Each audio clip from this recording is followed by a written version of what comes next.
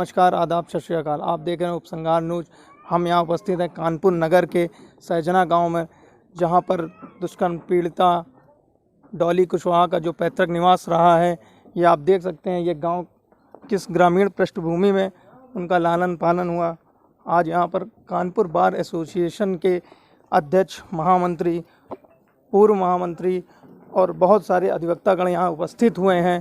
आप देख सकते हैं हमारे पीछे ये डॉली कुशवाहा जी का पैतृक निवास रहा है, जहाँ उनका लालन पालन हुआ, जहाँ पली बड़ी किस तरह से ये ग्रामीण पृष्ठभूमि आपको दिखाई पड़ रही है मेरे पीछे। हमारे साथ यहाँ पर डॉली जी की बहन, माता जी और दादी उपस्थित हैं यहाँ पर। तो हम संक्षेप में जो पूरा घटनाक्रम रहा, एक बार उनकी बहन से जानते हैं। मेरी बहन 18 तारीख से उसने नरामो में मॉडल डेयरी में ज्वाइन किया। 18 तारीख को वो इंटरव्यू देने गई थी। इंटरव्यू देने के बाद में उसने 19 तारीख से ज्वाइन किया। 19 तारीख 20 को गई, वो 20 को जब वापस 19 को मतलब इंटरव्यू दिया, ऑफिस में पूरा दिन रही। 20 को मंडे था, मंडे को सुबह 10:30 बजे के, और जब वहाँ से आई थी इंटरव्यू के, तो उसने बताया कि 11 से 7 टाइमिंग है और हमको नरामो में काम करना है, जो मॉडल डेयरी है उसमें एज ए कॉलिंग और पर्सनल सिक्योरिटी का। मॉडर्न डेयरी के मालिक कौन है, उनका क्या नाम है? मॉडल डेयरी के जो मालिक हैं उनका नाम प्रतीक बैस, और उनके जो पिताजी हैं वो डॉक्टर SK बैस, जो कि गुलमोहर। तो आगे का क्या घटनाक्रम रहा? आगे का ये रहा कि उसने आके वहाँ से बताया कि वहाँ ये काम है, और जो हमारे मालिक हैं प्रतीक बैस, वो हमको अपार्टमेंट में ले गए थे और उन्होंने कहा कि कुछ दिन मतलब 4-5 दिन आपको एज ए ट्रेनिंग के तौर पे कुछ काम सीखना पड़ेगा अपार्टमेंट में। तो इसके बाद में वो आई। और आपको घटना की जानकारी कैसे मिली कि ये घटना घटी है? जो इस जगह अपराध की जानकारी किस तरह पता चली आपको? मुझे किसी ने इन्फॉर्म नहीं किया। ये घटना करीबन 6:30 बजे के आसपास की, और मेरी बहन का जो आने का टाइम था वो 7:30 था। तो हम वही टाइम अपना देख रहे थे कि 7:30 बजे तक आ जाएगी। और फ़ोन उसके पास हमने 7 बजे किया, उसका फ़ोन बेल जा रही थी लेकिन रिसीव नहीं हुआ। इसके बाद में हमें लगा कि वो कहीं बिजी होगी, कुछ कर रही होगी, लेकिन हम लगातार करते रहे फ़ोन। तो क्या घटनाक्रम पर आप स्वयं गई वहाँ पर? हाँ, हम वहाँ स्वयं गए। जब फ़ोन रिसीव नहीं हुआ तो उसने हमें बताया था कि अपार्टमेंट में कुछ काम वो बता दे, तो मुझे लगा कि वो वहीं होगी अपार्टमेंट में। उन्होंने कहा था कि उसके बाद 6 से आपको 7 तक थोड़ा बहुत काम है जो वहाँ सीखना पड़ेगा। तो इसके बाद में हमें लगा वहीं पे होगी, तो वहाँ से हम ढूंढते हुए अपार्टमेंट पहुँचे। जब वहाँ पहुँचे तो वहाँ मीडिया पुलिस सब लोग पहले ही से पहुँच चुके थे, और कंटिन्यू हम फ़ोन कर रहे थे, लेकिन किसी ने हमको मतलब रिसीव करके ये नहीं बताया कि यहाँ पे क्या हुआ है। अच्छा, तो अब जो ये घटना घट गई उसमें प्रशासन आपका सहयोग किस तरह से कर रहा है? वैसे अभी जो ये घटना घटी, इसके बाद में जब यहाँ पोस्टमार्टम के बाद हम यहाँ डेड बॉडी लेके आए, वहाँ कुछ न्याय हमें नहीं मिला। हमने वहाँ भी SDM साहब को बुलाया, लेकिन वो नहीं आए थे। फिर इसके बाद में हमने यहाँ न्याय की गुहार लगाई, और हमारे साथ में जनता भी हमारी थी।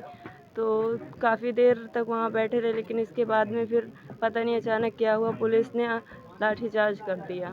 अच्छा, लाठीचार्ज कर दिया तो लोगों को चोटें भी आई हैं? हमें पता चला है जिस तरह से कि उनके लोग ग्रामीणों पर FIR भी हुए हैं, उस ग्रामीण अपराध कर रहे थे। काफ़ी लोगों को चोटें भी आई हैं, किसी के सर में आई है, किसी के पैर में। और इसके बाद में दूसरे दिन हमने न्यूज़पेपर में देखा कि पुलिस ने उल्टा हमें पर ही मुकदमा बना दिया है कि 20 तारीख से लेकर आज तक में क्या सरकार की ओर से, सरकार के कोई जिम्मेदार पदाधिकारी या मंत्री का आपके यहाँ पर आना हुआ, या कोई संभावना देखने या आपको ढांढस बनाने के लिए कोई सरकार के किसी मंत्री या बड़े पदाधिकारी या कोई सरकारी अधिकारी का आना हुआ यहाँ पर?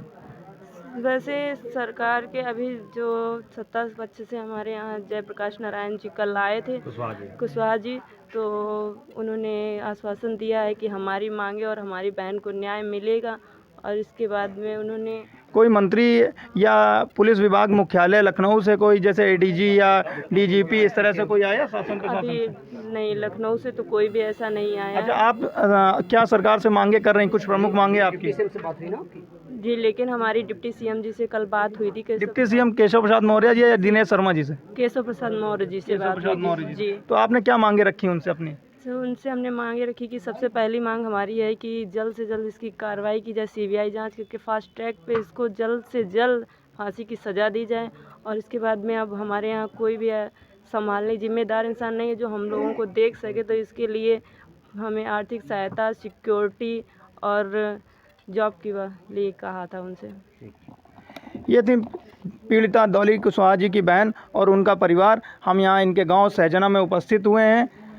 ये रहा कानपुर बार एसोसिएशन का डेलीगेशन, जिसमें अधिवक्ता गणों ने अभी आपने देखा पीड़ित परिवार डॉली कुशवाहा जी की बहन, उनकी माँ और उनकी दादी से बात करी है और उन्हें आश्वासन दिया है कि कानपुर बार एसोसिएशन का पूरा अधिवक्ता गणों का डेलीगेशन इस न्यायिक प्रक्रिया में उनकी विधिक लड़ाई लड़ेगा और सरकार से मांगे करेगा। और जो भी प्रशासन ने अभी आपने देखा कि कुछ दिनों पहले लाठीचार्ज करके कुछ FIR करी गई हैं, उसको हटवाने की मांग करेगा। तो कुछ प्रमुख चीज़ों के बारे में हम बात करते हैं। कानपुर बार एसोसिएशन के पूर्व महामंत्री सर्वेश कुशवाहा जी हमारे साथ हैं, तो जानते हैं इस प्रकरण के बारे में। देखिए, बहुत जघन्य अपराध किया है और आज हमारा डेलीगेशन जो है आज आया था और जिसका नेतृत्व हमारे माननीय अध्यक्ष बलजीत यादव जी कानपुर बार एसोसिएशन और माननीय राकेश तिवारी जी महामंत्री उन्होंने किया है। और हमारे साथ में अजय शर्मा जी वरिष्ठ उपाध्यक्ष जी, देवेंद्र शर्मा जी, बहुत से अधिवक्ता सुरेंद्र कुशवाहा जी और अरुण कुशवाहा जी आए हुए हैं। और ये निश्चित रूप से ये विश्वास दिलाया है कि हम लोग जो है संस्था के माध्यम से इस पूरे मामले को देखेंगे और उनके किए गए जघन्य अपराध को उनके अंजाम तक पहुंचाएंगे। तो क्या आप उनको सरकार से भी कुछ जो उनकी मांगे हैं उनको भी दिलवाने का प्रयास करेंगे? निश्चित रूप से हमारे महामंत्री जी राकेश जी ने पूरा बता दिया है आपके चैनल के माध्यम से, और जैसा उन्होंने कहा है वैसा ही हम लोग पूरी संस्था उनके माध्यम से ही हम लोग कार्य करेंगे। बहुत बहुत धन्यवाद। ये रहे हैं सहजना गांव पर हम आए हुए हैं और ये अधिवक्ता गणों की टीम जो रही हमारी आज यहाँ उपस्थित रही। मैं शेखर कटियार के साथ अंकित सिंह कुशवाहा, उपसंगार न्यूज़। डेड बॉडी जा रही होगी तो कुछ तथाकथित कुछ लोग आके वो डेड बॉडी रखते और जो भी उन्होंने कुछ कार्रवाई की हो, लेकिन परिवार का, क्योंकि परिवार गमगीन था, उसको कोई लेना देना नहीं। लेकिन जो FIR हुई उसमें परिवार के लोग और गांव के लगभग 135 लोग अज्ञात में दर्ज उनका नाम हो गया है। तो हम लोगों को बस यही कहना है कि वो निर्दोष हैं, उनके साथ चूँकि जो माहौल है उस माहौल में और उसी के संदर्भ में आपसे हम लोग कर रही हैं। ठीक है, उसमें मतलब जो उस तरह का है वो तो किया जाएगा, ठीक है, बिल्कुल उसमें कोई वो नहीं है। लेकिन उसको भी लोग परिवार को चाहे जैसे मोटिवेट करके चाहे जैसे जिस तरह के वीडियो को 4 घंटे से ज़्यादा 4 घंटे पूरा मतलब नहीं, वो तो कथाकथित कुछ राजनीतिक कुछ पॉलिटिकल पार्टियां, उन पे आप कार्रवाई करिए, उनके साथ हम नहीं हैं। लेकिन हमारा ये है कि वो पीड़ित परिवार और गाँव के जो निर्दोष लोग, कारण क्या होता है कि देखिए जिसके घर में घटना होती है तो उसको जो आप बता दो, उससे कह दो कि साहब इधर कर दो इधर कर दो, वो ना उसके बस में होता है ना वो सेंस में होता है। बस इसीलिए हम लोगों ने कहा आपसे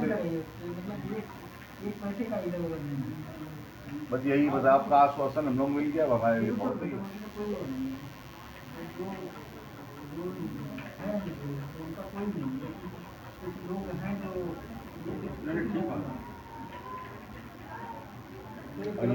यहाँ की जो हमारी गलत है, वहाँ पे जबरदस्ती राजनीतिक लोग काफी देर तक जारी किया। हम यहाँ पीड़ित परिवार के गांव में उपस्थित हैं, जो कि बरंडा ग्राम सभा में आती है। यहाँ के प्रधान जो हैं राजेश पाल जी हमारे साथ हैं। आइए जानते हैं इस प्रकरण के बारे में इनसे। राजेश पाल जी। जी, ये जो हमारी बहन डॉली और सहयोगता, ये 3 दिन से जॉब करने, वो मॉडल डेयरी में जॉब करने के लिए, प्रत्येक बैच की जो मॉडल डेयरी है उसमें 3 दिन जॉब इन्हें करते हुए हुआ था। इस व्यक्ति ने, इस अपराधी ने उस बहन को इस उद्देश्य से वहाँ पर जॉब करते हुए कहा कि आपको कुछ और काम अलग से देंगे।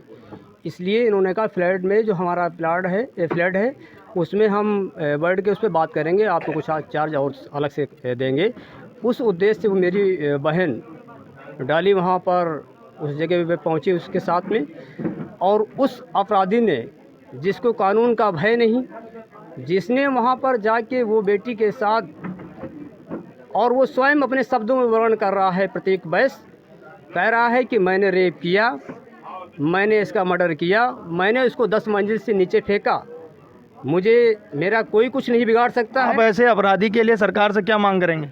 मैं ऐसे अपराधी के लिए न्यायालय प्रक्रिया के तहत मैं ऐसे अपराधी के लिए फांसी की सज़ा और उसकी सारी संपत्ति जिस वो फैक्ट्री को चला रहा है उस फैक्ट्री को जब्त किया जाए, ताकि ऐसे व्यक्ति हमारी और भी 49% की जो हमारी बहन बेटियों की आबादी है उस आबादी को विश्वास दिलाते हुए उस पर कड़ी से कड़ी कार्रवाई की जाए, ताकि पीड़ित परिवार के लिए आप शासन से क्या मदद की मांग करते हैं? ये शासन से मैंने उस दिन एसडीएम साहब से भी इस विषय पे बात की थी, तो उसमें हमारा जो पीड़ित पक्ष है उसने, क्योंकि उनके पिता नहीं हैं, डाली के पिता 4-5 साल पहले गुजर गए थे बीमारी के कारण, और उनकी माँ और 2 बहनें, एक भाई है जो दिल्ली में अपना अलग रहते हैं, कुछ अपना जॉब करते हैं। आप मांग क्या करते हैं सरकार से, मुआवजे के लिए या किस तरह की मदद की मांग करते हैं? मैं उस दिन एसडीएम साहब से भी मैंने कहा था कि मुझे इस बेटी के लिए सहयोग जो चाहिए, क्योंकि उसका कोई है नहीं, इसलिए 50 लाख की सरकार से मैं मदद चाहता हूं, ताकि उसके परिवार का भरण पोषण हो सके। और एक उसको, क्योंकि जो बेटी डाली थी उसमें अपना वो जॉब कर रही थी, कोई कमाने वाला नहीं था, उस उद्देश्य से मैं ये जो बेटी उसकी बहन जो वर्षा है उसके लिए मैं एक सरकार से गुजारिश करता हूं कि उसे एक जॉब दिया जाए, उसकी क्वालिफाई के अनुसार सरकारी नौकरी दी जाए। अभी जैसे हम लोगों ने जाना था कि ग्रामीणों ने जब शव रख के अपनी मांग कर रहे थे तो पुलिस प्रशासन ने लाठीचार्ज किया था जी। तो ग्रामीणों में, गांव में जब आया तो ग्रामीणों में उस घटना को लेकर भारी मात्रा में आक्रोश है, उस बारे में आप क्या कहना चाहेंगे? देखिए, प्रशासन किस तरह की कार्रवाई कर रहा है? आप पीड़ित परिवार को लेकर मदद कर रहा है या आप उसको किस दशा में देखते हैं?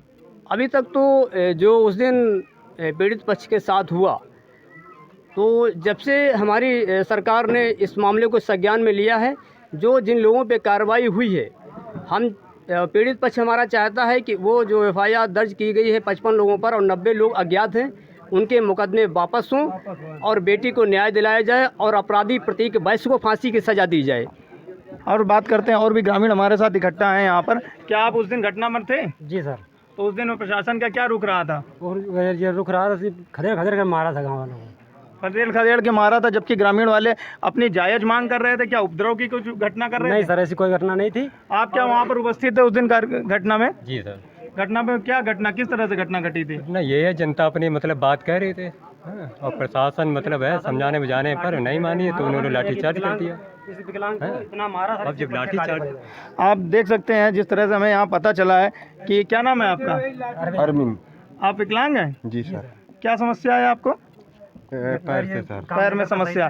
तो आप भी उस दिन घटना के समय उपस्थित थे? जी सर। तो प्रशासन ने कुछ आप लोग को चेतावनी दी कि थी या नहीं दी थी? क्या कार्रवाई करी? किस तरह? कुछ भी नहीं दी चेतावनी थी कुछ सर। नहीं दी थी, बस आए और बस लाठी लेकर खदेड़ने लगे, मारने लगे। विकलांग भाग नहीं पाया, उसको बहुत मारा, एक लड़की का सर फाड़ दिया। आपने देखा यहाँ पर पूरा ग्रामीण जन इकट्ठा हुआ है। अभी हम डॉली कुशवाहा जी के घर के बाहर इकट्ठा हुए हैं। देख सकते हैं आप किस तरह का कार्यक्रम है यहाँ पर। ठीक है।